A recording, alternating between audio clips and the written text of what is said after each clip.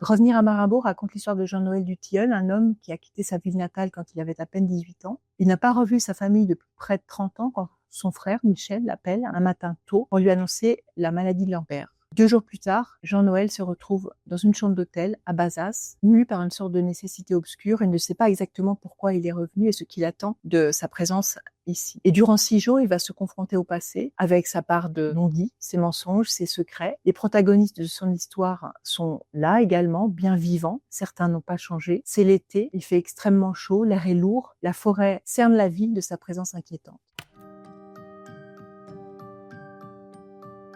Jean-Noël ne sait tout d'abord pas ce qui l'a conduit à revenir à Bazas. Il a été mu par une impulsion à laquelle il a cédé sans savoir où ça allait le conduire. Et il se retrouve dans cette chambre d'hôtel, incertain de ce qu'il attend de son geste. Ce n'est pas tant finalement la question de son père, sa maladie et la possibilité de sa mort qui l'a conduit à revenir, que le passé, une sorte d'appel du passé, le passé dans son irrésolution, le passé avec sa dimension de doute, car tout se passe comme si, bien que sachant pertinemment pourquoi il est parti 30 ans plus tôt, Jean-Noël avait encore du mal à y croire. Quelque chose en lui peut-être espère encore ou attend une réparation possible.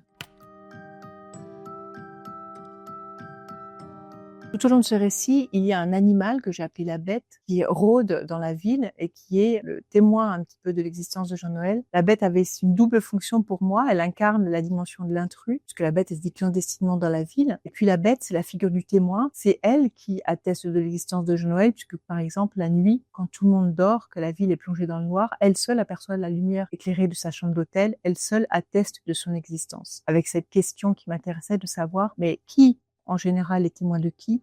Comment prendre forme quand personne ne nous voit?